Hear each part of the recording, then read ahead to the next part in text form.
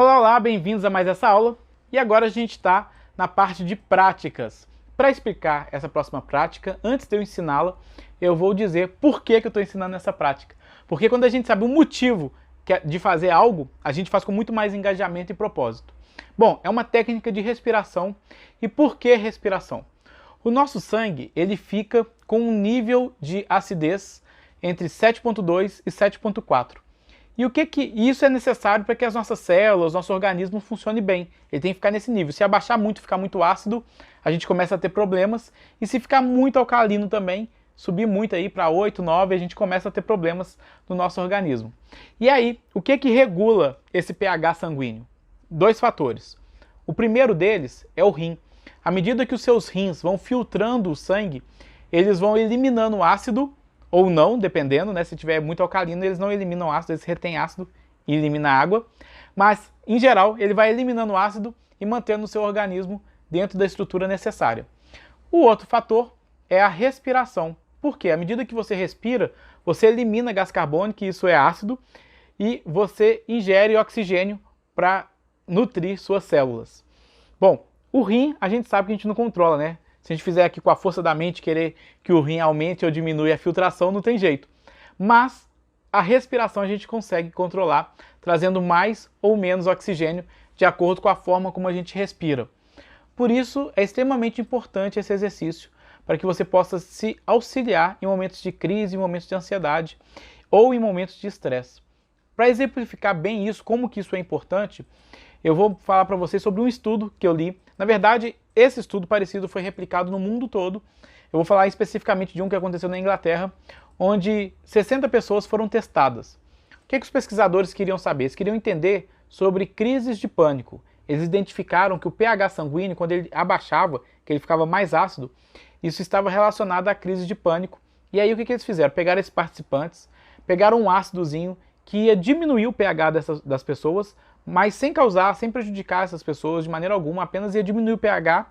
E a ideia é que quando elas diminuíssem esse pH do sangue, elas iam ter crises de pânico. E essas crises elas viriam naturalmente aí a partir da injeção de colocar esse ácido aí dentro na corrente sanguínea com uma seringa. Bom, o que aconteceu? Todos os participantes que participaram desse estudo começaram a ter crises de 1 a 3 minutos imediatamente após essa injeção com ácido.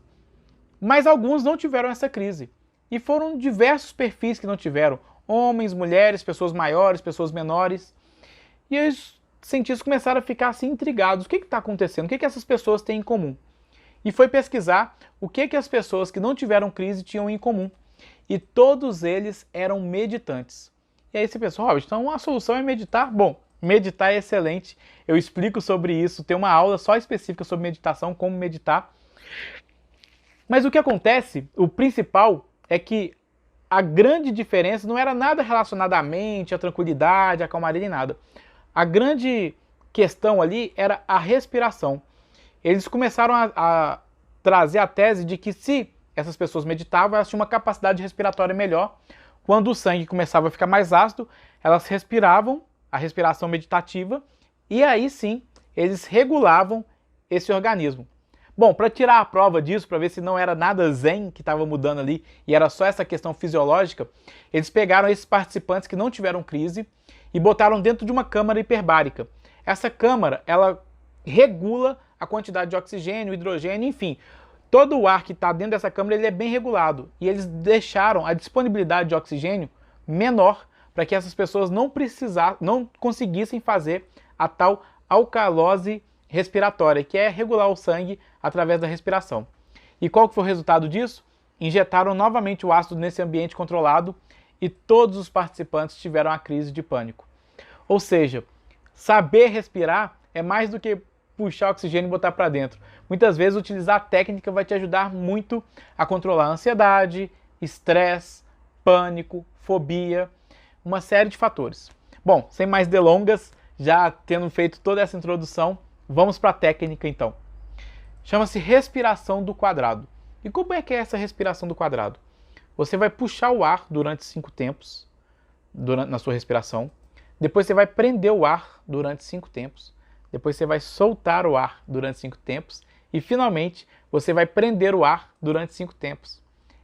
Então isso vai formando um quadrado, por isso que a gente faz a respiração do quadrado. Então é só, respirando, ó. 1, 2, 3, 4, 5. Soltando, prendendo o ar. 1, 2, 3, 4, 5. Soltando o ar. 1, 2, 3, 4, 5. Segura. 1, 2, 3, 4, 5. E puxa o ar de novo. 1, 2, 3, 4, 5. E aí, mais uma vez, prendendo o ar. 1, 2, 3, 4, 5. Soltando o ar. 1, 2, 3, 4, 5. Prendendo o ar. Você vai fazer esse exercício durante 2 ou 3 minutos e fazer esse exercício nesse período vai te ajudar muito a regular o seu sistema. Bom, não só para respiração, mas também para ativar algumas áreas do seu corpo, um sistema que a gente chama Sistema Nervoso Autônomo Parasimpático. Eu explico isso numa aula mais para frente, você não precisa saber disso agora. Esse sistema ele é ativado e ele está relacionado a repouso, a descanso, a calmaria, a relaxamento. Então essa respiração, além de regular o pH do seu sangue, deixando ele no nível certo, ele ainda ativa um sistema de calmaria. Por isso, é bom você praticar não só em momentos de crise, mas com regularidade, pelo menos 1 ou 2 vezes por dia, mesmo se estiver tudo bem.